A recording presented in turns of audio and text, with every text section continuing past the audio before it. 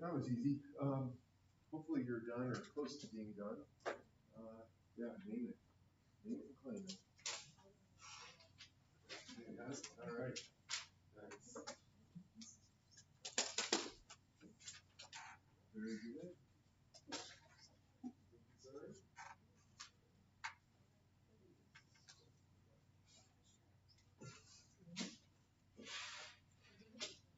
Sure, I'm not rushing you. All right.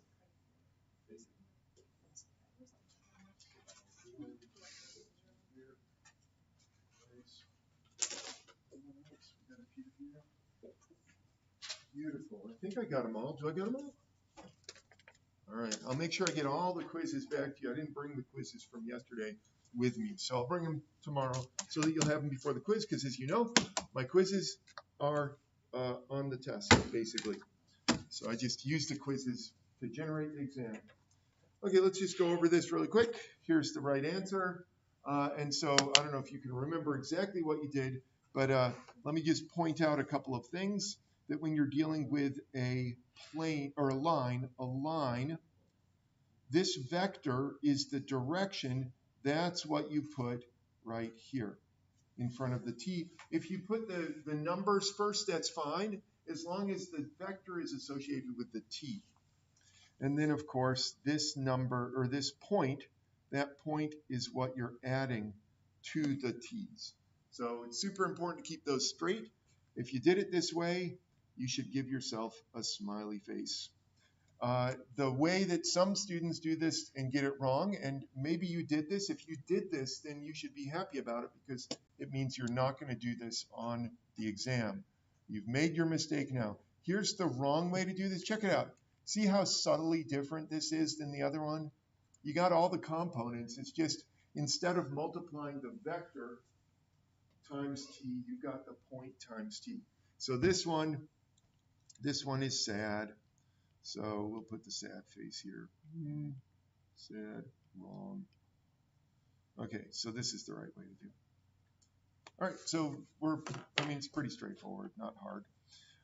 So let's go down here and take a look at this because I want to make sure that we distinguish between these two situations. So I want a line that points in this direction, goes through this point. And over here, I would like a plane with this normal and this point. So we'll start, this is the warm-up. You've got two problems there. One is a line, one is a plane. And then we'll make things a little bit more complicated after we do this.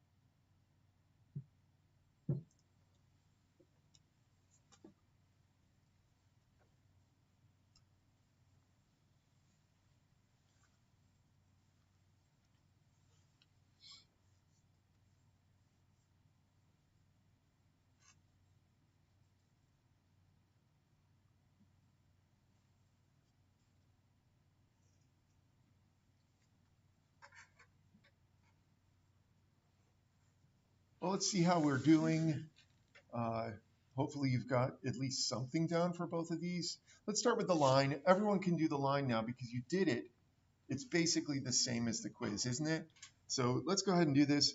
Max, what do you have for your line? X, I have 2 + 3. Okay, very nice. Y, 4, 2 + 5. Yep. For Z, I have 2t - 6. Beautiful. All right, any complaints about Max's work here? It looks great. All right, so notice that a line has 3 functions basically to define a line. And we could consolidate those if you prefer. I saw in the quiz some of you did this, which is totally fine. 4t plus 5, 2t minus 6. You could also write this like this if you really want to be cool. Actually, we will start doing it like this after the test at some point. 2t before break. There it is. So just two different ways you can sort of see here. It's the same idea. You have x, y, and z, x, y, and z. It's just different ways of keeping track of your x, your y, and your z. Okay, let's get over here to this plane and contrast these two with one another. All right, so who do we have? Sarah, do you know how to write the equation of a plane?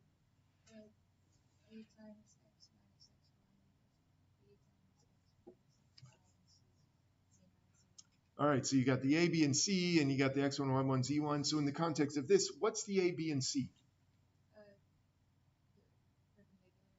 The normal, right? Yeah, so that's this thing right here. And then this is going to be the point. So let me just put this into the form that Sarah just mentioned. You take a times x minus x1 plus b times y minus y1 plus c times z minus z1, all equals 0. So if that's what you got, Roston? All right, just double checking because I want to make sure. Okay, so then we can rearrange this if we need to. You don't have to. Well, it depends on if how we're going to use this. Let me go ahead and solve for z, though. So here I have z plus 6 is equal to x minus 3 over 2 plus y 2 times y minus 5. Is that right so far? And so that means that z is equal to 1/2 x plus 2y minus, now I've got to do some arithmetic in my head. That's 16 minus 3/2, so that's 32 35/2. I think that's right. So this, the only reason why I would do this is if I wanted to graph this thing, I might want to write it as z equals some function of x and y. So that's a plane. So any questions so far? You're pretty good with this? All right, so we were going to do the plan for today, just so you know. My plan for today is to do a couple more problems with planes and lines, and then I've got 2 more quizzes for you. I know you're excited about that. But these aren't quizzes that you're going to be doing. Like, I wanted you to have more practice for the test on Friday. And so I picked the ones that are popular problems to get wrong. And so I figured if it's a popular problem for you to get wrong, we might as well get it wrong now instead of getting it wrong on Friday. Okay, so 2 more problems to do. Number 1 is I want to know the equation of the line. Okay, so once I say, what is the equation of the line? What is the equation of the line? Once I say that, you should immediately think, oh, my answer is going to have 3 pieces to it, x, y, z. So I want 3 things, x, y, and z, or I want to have it in component notation or something like that so I can see x, y, z. Anyway, I want to find the equation of the line of intersection between the planes, let's see, z equals x plus y, and z is equal to x minus y plus 1. Okay, so first things first, I have 2 planes, and these planes are not parallel. So they must intersect somewhere. I know you're used to intersecting lines, aren't you? Where 2 lines intersect, you have a point, right? Well, here, if I have 2 planes, as long as they're not parallel, and, oh, I should ask, how do I know that these are not parallel planes? Does anyone know without, I won't pick you out of the crowd here, but do you see from these 2 equations why these are not parallel? They must be tilted somewhere. Sam knows, but he's keeping it a secret. Does anyone know that wants to share? Oh, you got it? What do you got? Oh, no? Okay, I thought you were raising your hand. Okay, Sam's finally gonna give the secret away. What do you got? Yeah, so their negative y has something to do with this, right? So that's gonna tilt it in some way. Maybe it would help if I asked, well, what is the normal? The normal to each of these planes. So let's do this one first. Whoops, why does it switch to eraser? For some reason it switches whenever I move my pencil somewhere.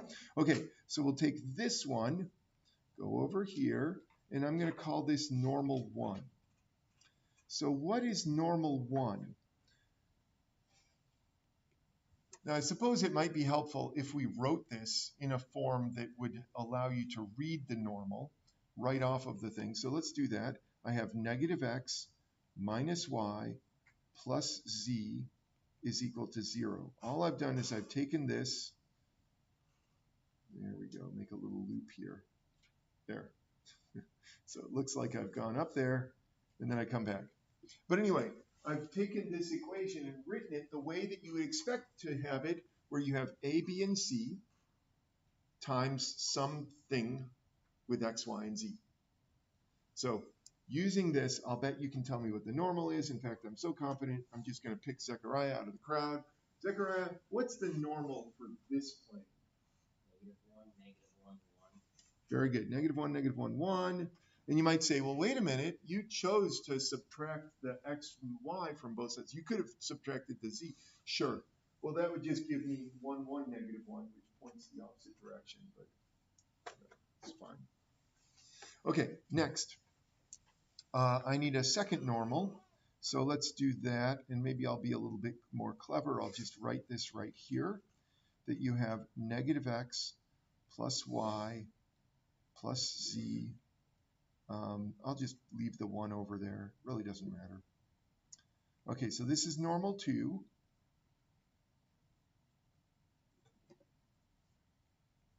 Pick a volunteer. Cheyenne, do you know what normal 2 is, the second normal? -1, 1. Very nice, 1, 1. Very good. Why isn't it in negatives? Oh, I just moved these two things over to this side. I mean, I could have moved the z over, and then it would have been 1, -1, -1. But yeah, it doesn't matter as long as you have a normal to the plane. Okay, now things get a little bit hard to visualize. So I need to train myself to, in the morning, always go on the CalcPlot 3D and actually do this, because I'm pretty sure that this could be visualized on CalcPlot 3D. Tempted to pull it up now. But anyway, you've got these two planes, so you can imagine them kind of like this. You've got some line of intersection. You can kind of see it there where the two planes touch. And you have two normals. This normal is pointing out of this plane towards you. The other normal is pointing straight up, at least in the orientation I have this. And so the line itself, it's probably hard to actually visualize this, but the line itself will point in a direction that is perpendicular to this normal and this normal. So that line will be perpendicular to both of them. And I'll bet you know some way to find a vector that is perpendicular to two other vectors. In fact, I'm so confident, I'm just going to pick Cooper to tell me, Cooper, how do I find a vector that's perpendicular to two other vectors?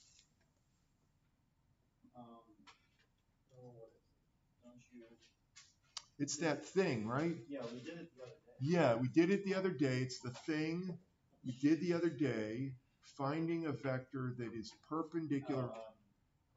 The cross product. Cross product.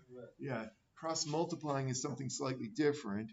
So very good. So the cross product is what we're going to do. So let's do this. In 1 crossed with in 2. Fortunately, we've got a bunch of 1s here, so this is going to be easy. I'll write it down. You'll do it.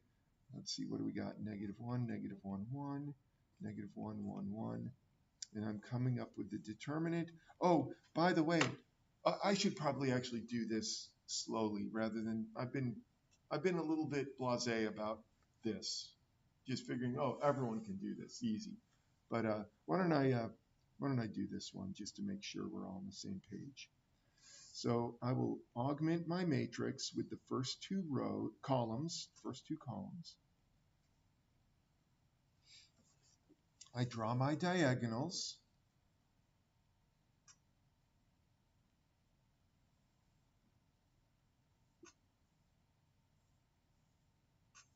And then I carefully keep track of what's positive and negative, because you'll notice it's a bunch of ones.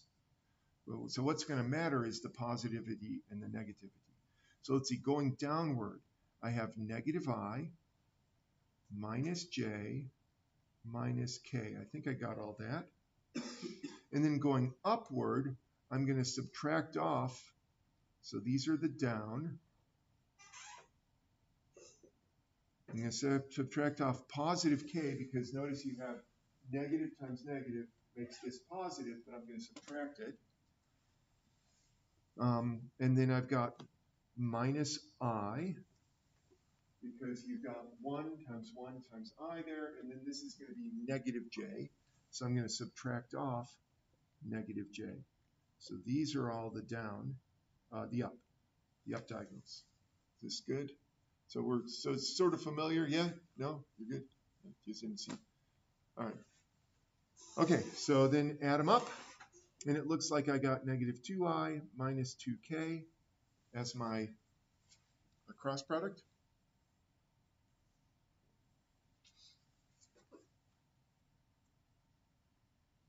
So this thing, this vector, let me write it as a vector. This vector, negative 2, 0, negative 2.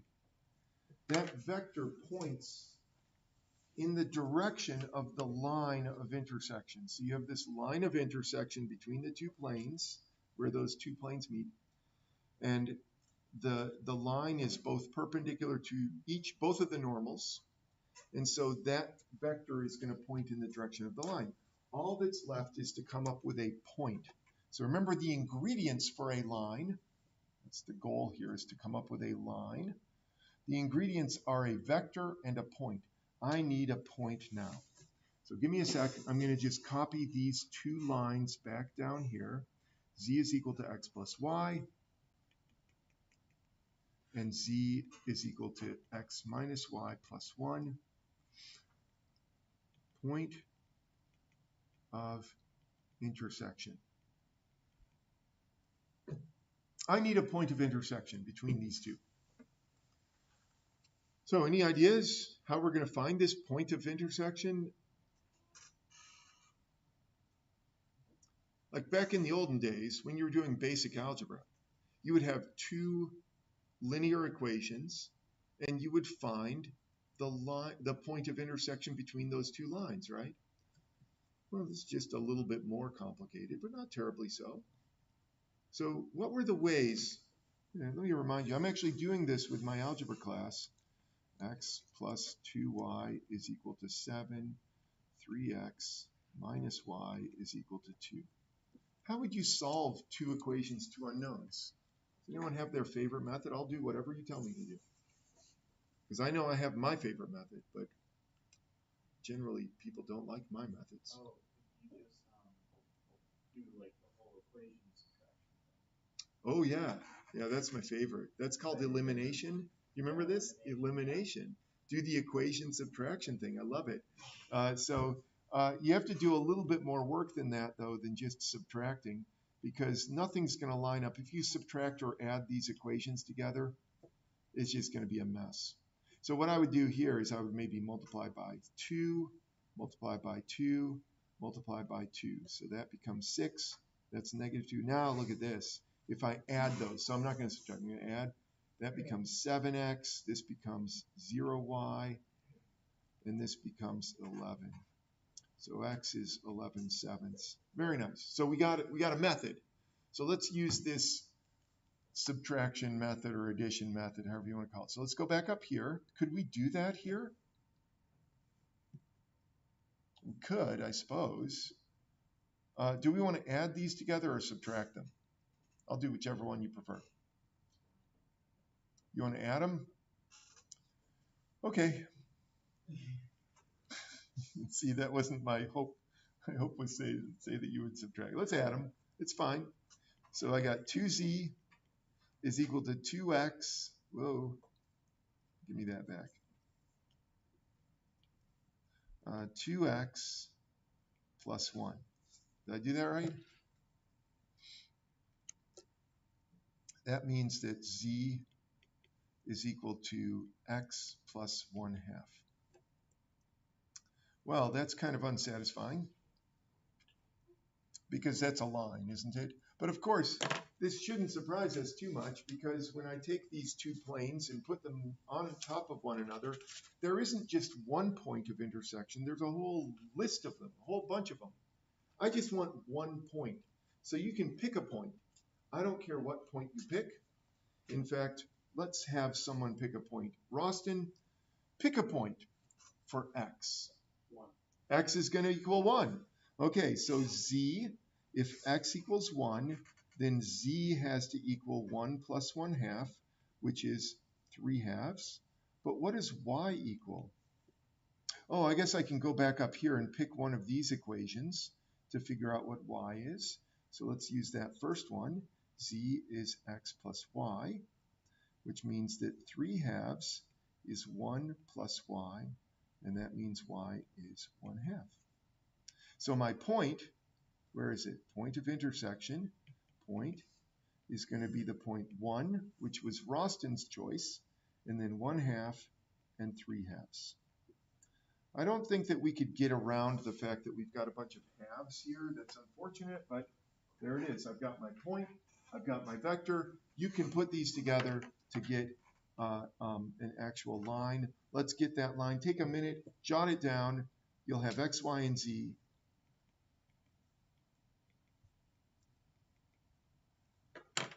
And then I'm going to give you your quiz. So I think it would be helpful for me to see this. I don't know about you.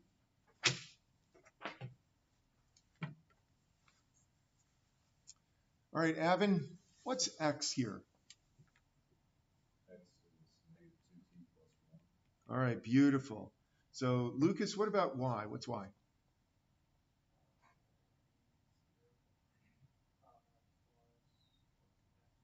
Yeah, so it's just 1/2. 0t plus 1/2 is good there. And then Sam, what about this last one? What's z?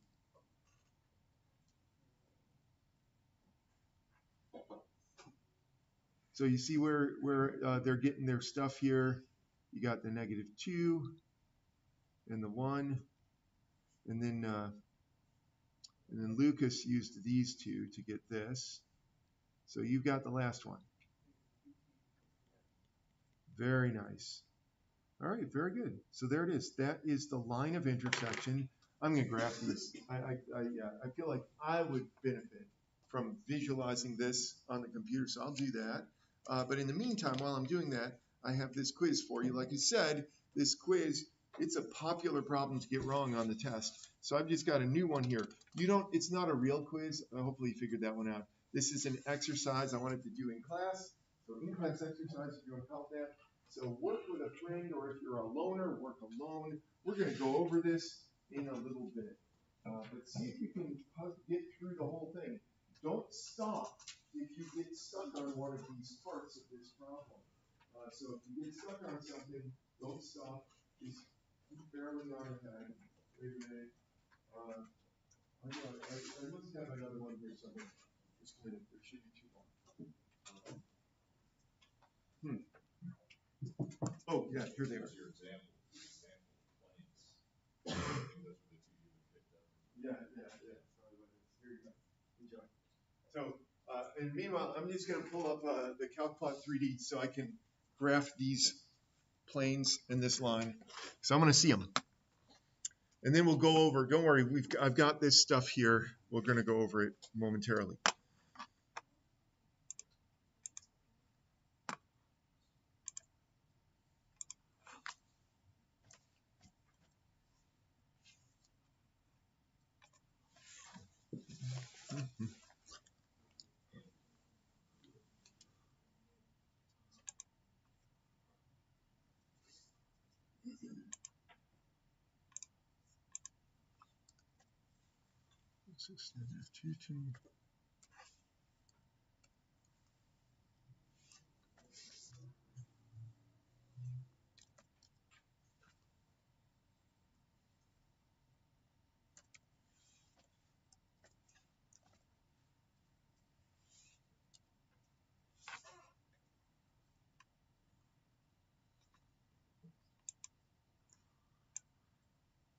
Wonderful.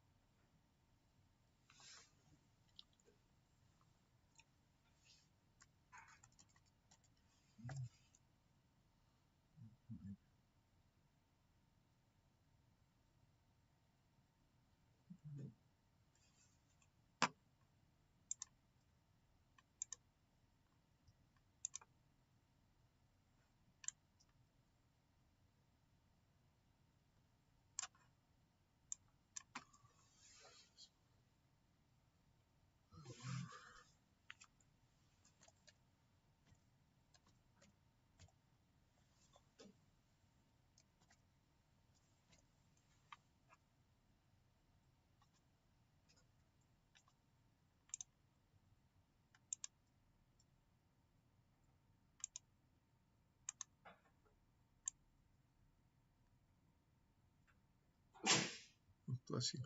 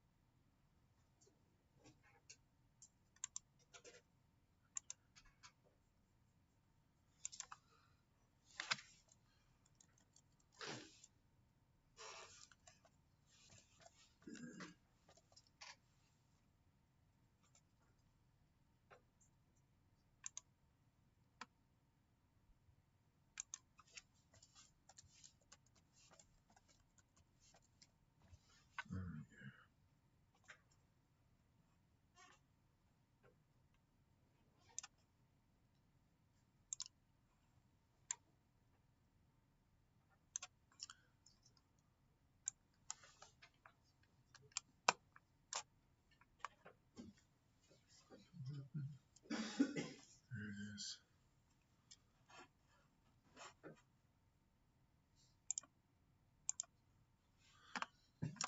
All right, well, I've got the problem with the planes just to show you the picture. If you're curious, we'll get to your parametric curves momentarily, but take a look at this. We've got the two planes that I started with, and you can see that those two planes actually do intersect on like at a line there. And then I'll put the vectors. So these are the normals to the planes. So just a sec. This is normal one of them. Here's the other one, the blue and red. And I'm having them emanate out of this point that's right in the intersection there. So you've got the two normals to the two planes, and those generated another, so you do the cross product of those two, and you get this vector. Well, you can, if I could get this thing to stop turning, sorry. There we go. Sorry, my mouse was on the wrong screen. Okay, so where is the purple vector? I don't see the purple vector, but there is a purple vector supposedly in there. Oh, it's in the middle. Oh, why is it pointing up? Did I go in the wrong? Oh, I need to change this to this. This should be -2. -2. Let's turn it off and turn it on again. There we go. Now it's pointing in the direction. And then you can get the line. And there it is. So there's the line. So it's all there. So it just makes me happy to actually be able to visualize it. I don't know if it helps you to see it, but it helps me. Oh, beautiful.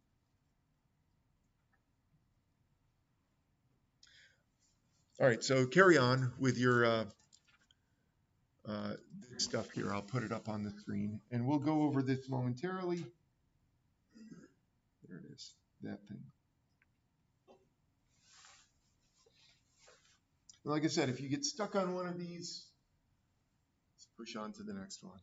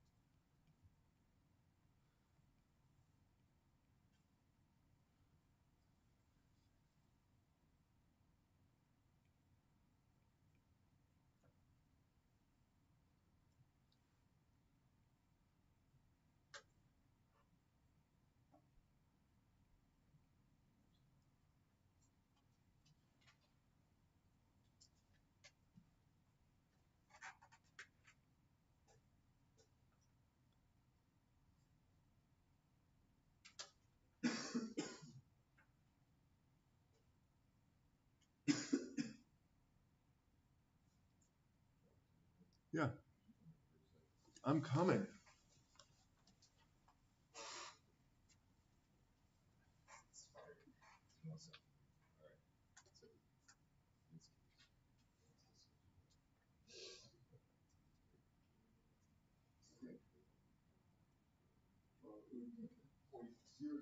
.0000001 to start, and end at 4.99999.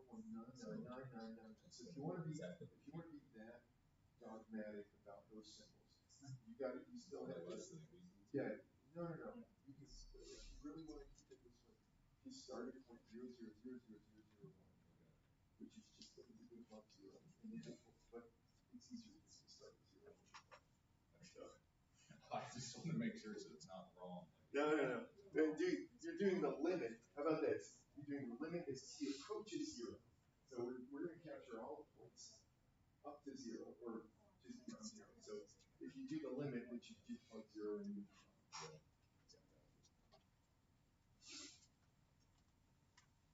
Okay.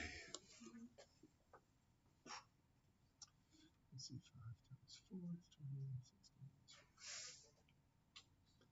5 times 16 is 64.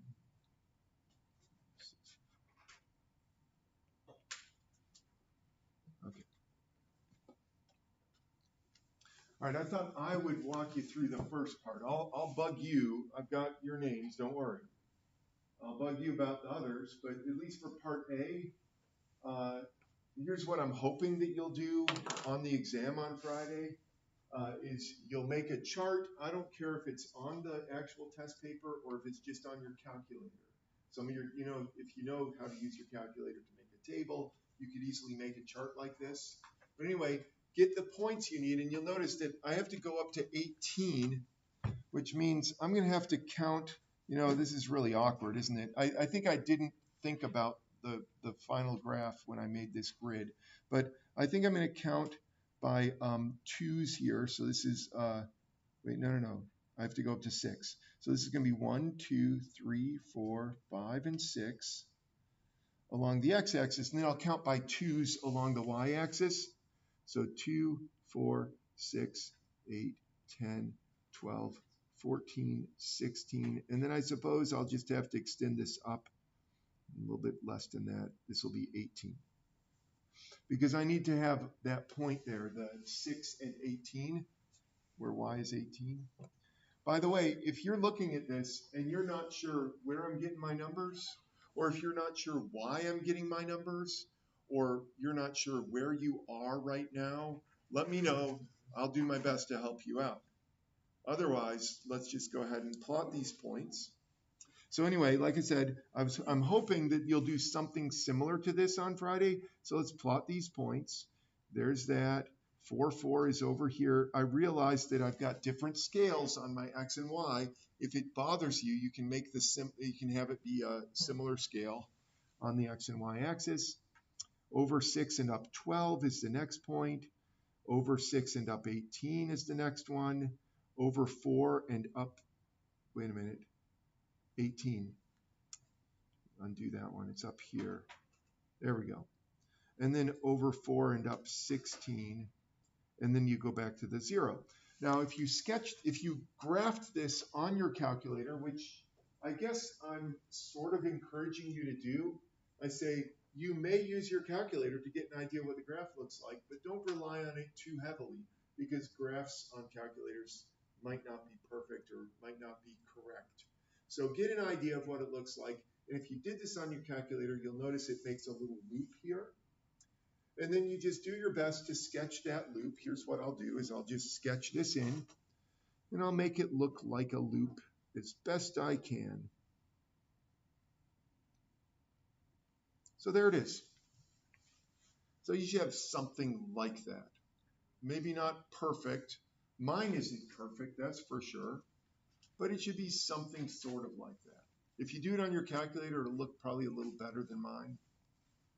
So, is that all right? Any questions about that? All right, so let's take a look at the next problem. Slope of the tangent line. Ooh, I only have the slope. I don't have you actually do the tangent line. Well, here, a couple of things that seem to cause students problems on this one. So there's that tangent line. There's the point 44. Anyway, I want to know the slope of that thing. So one of the things, just in case you haven't done it already, I'll ask you in just a minute, is you're going to have to figure out what t is at this point right here. So what is the value of t? And then you can figure out dy over dx, and we'll get that momentarily. So go ahead and do that if you haven't done it already. And yeah, we'll walk through each one of these, so don't worry. I'll give you a couple of minutes just in case you got stuck. I want to get you unstuck.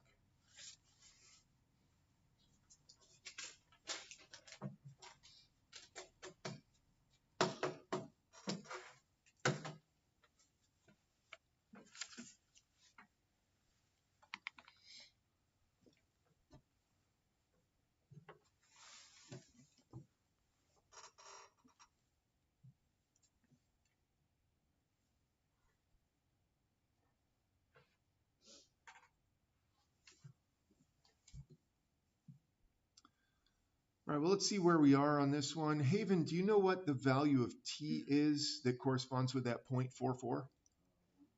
T equals 1? How do you know? Oh, you have the table. That's true.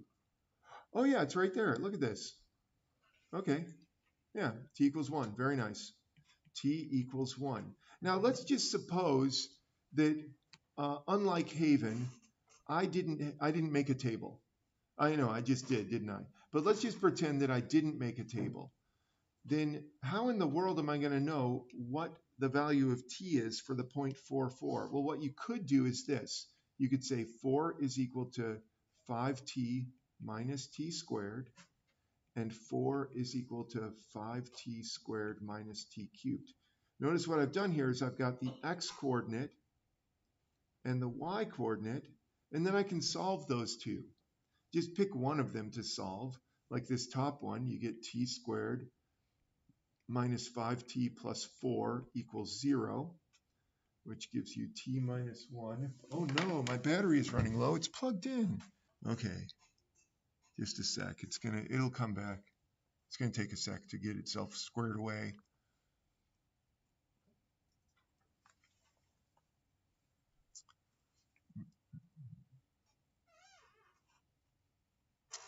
Okay, it's back. Give me a sec. Properties.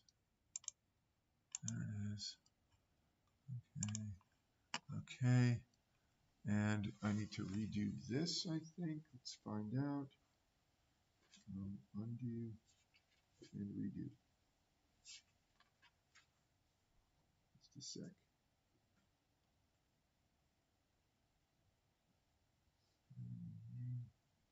Sorry, I got it plugged in. Why is it, anyway.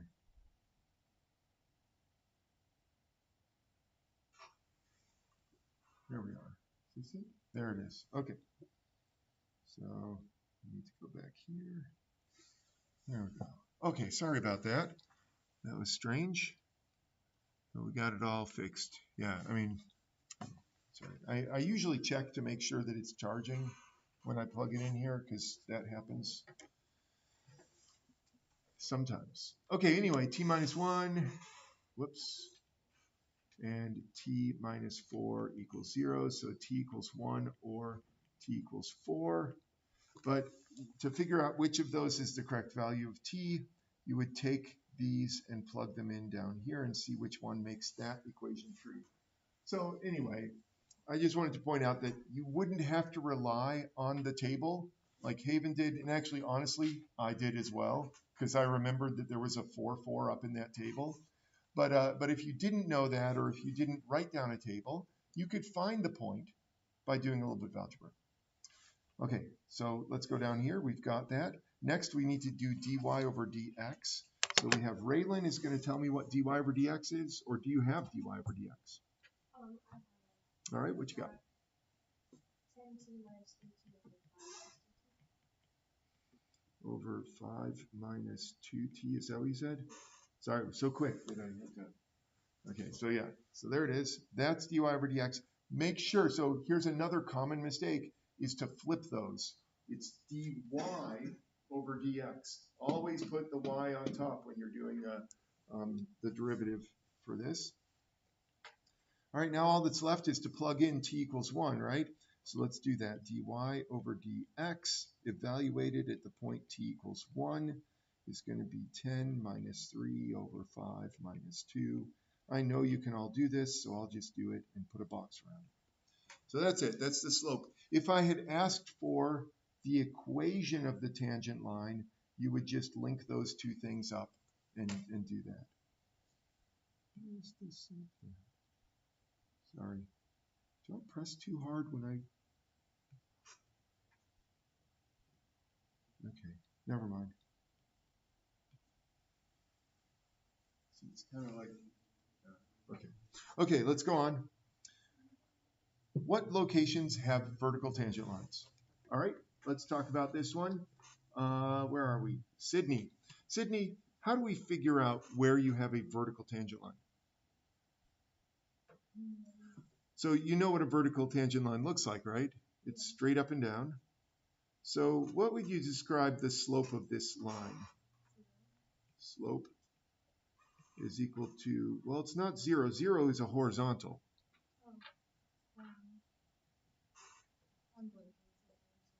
Oh, you say I said undefined. Okay, that's what I thought oh, you said something. I just didn't hear you correctly. Yeah, it's undefined. And one way to represent that is something like this, 1 over 0. So if you think of your slope as being 1 over 0, then that will help because you've got this slope up here. So here's the slope at the top there, and I'm just going to copy that and paste it down here because I'm lazy. Don't want to have to rewrite. Anyway, and let's just change the color just because we can. So we've got that slope. I want that to equal 1 over 0. Actually, I don't even care what's on top. I just care about the 0 on the bottom. So that's all you have to do. Don't even worry about this. Who cares? Who cares? Well, actually, I do care about that 1 up there, but not very much. I really care about the 0 on the bottom. So anyway, let's put those together. We get 5t minus 2, sorry. How do I get rid of this? There, it's better. 5 minus 2t equals 0. Sarah, what is the value of t that will make that true? Yeah, very good. 5 halves, 2.5. So that's the value of t that makes that true. And I say who cares about the numerator, but I do care a little bit about the numerator. So let me just explain. I just care that the numerator is non-zero. So I know I put a 1 up there, but I just care that it's not 0. If it was 0 over 0, then you have the possibility that there's a limit that exists. And I just want it to be completely undefined, including the limit. So you double check. Whenever I do this, I always sort of mentally just throw that 5 halves into here. 10 times 5 halves is 25, minus 3 times 5 halves squared, which is 75 over 4. That's not going to be 0. So you have something that is something over 0, which is undefined. So t equals 5 halves is going to do this for me. That's not the answer, though. I want locations. Locations, this is kind of a time. It's not a location. So I need to find x, and I need to find y. However, that's going to be a bit of a pain, and so I won't actually do this, but you would plug those back into the original equation. So plug t in there, and you'll get your x and your y that will make me happy for this type of problem. All right, 3 minutes. We can do it. Well, we might not be able to do the whole thing. Let's just let's talk about the area. So let's do the area. You're going to do an integral. I'm going to go from 0 to 5 because those are my limits, this sort of loop here. I just need to know the integrand. Cheyenne, do you know what goes inside this integral? Very nice. So y. So I'm just going to write y for you. And then you said dx. So what is dx?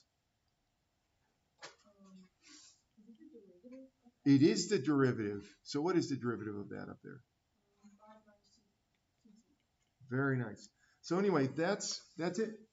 That's going to be, so remember, it's exactly what Cheyenne said. It is y dx. That's the area formula from Calculus 1. So do that, you'll get the area. Now I should warn you though, that in this case, if you actually do that, I don't know if anyone's actually done it, you're going to get a negative area. And the reason is that the bulk, so you're going this direction and you're accumulating area down here. But then when you turn around and go backwards, you're going to accumulate a whole bunch of area that's negative. And that's going to be bigger than the stuff down here. So that'll actually end up being a negative number. Don't let that worry you. It just make it positive, or just you could make a note. Yeah, this should be positive. So I'll try to make sure that the one on the exam won't give you something weird like that. But in this case, I just made this up this morning, and I didn't double check. Okay, one more. Arc length, just to make sure that we know how to set this up. Oh, and notice that with the area, there's no reason why you'd have to just punch this into your calculator other than laziness.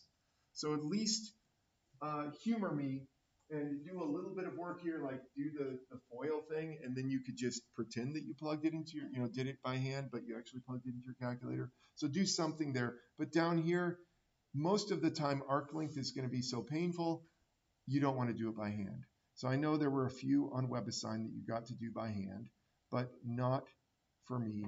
I'm not going to be careful. This is not going to be one that we do by hand. Raylan, do you know the formula for arc length? It's like a distance, isn't it? Distance has like a square root, doesn't it?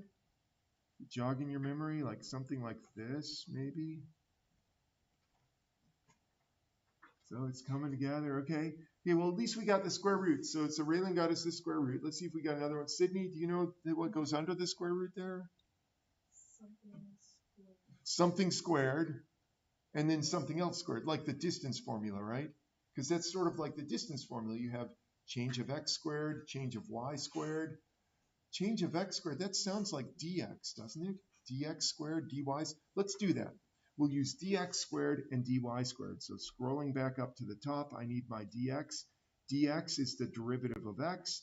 Dy is the derivative of y. So let's just finish this up. Cooper, what's the derivative of x?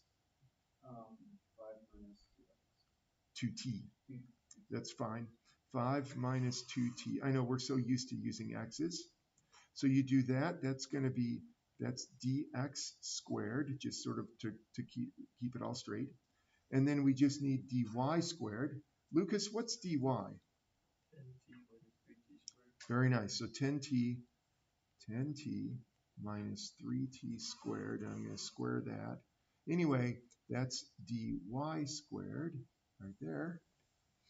This, I actually checked this morning when I put this together. I wanted to see, is this going to turn out to be something nice? It is not. So here, on the test, I'll probably do something as well like this. You have to write down the formula from calculus. That's this. So this is what I'm looking for. I'll check that off. And, oh, that's showing the integral. And then using your calculator to evaluate the integral, you'll get some number there, which I just can't, my handwriting's bad. Actually, I don't know what the number is, but that'll be the other thing I look for. So you'll want to do both of those things on the test on Friday. All right, well, we don't have time for the other quiz. I'll have to give it to you tomorrow. I know you love quizzes, and I'll try to keep all of my devices charged up so that we don't have some weird glitch on tomorrow.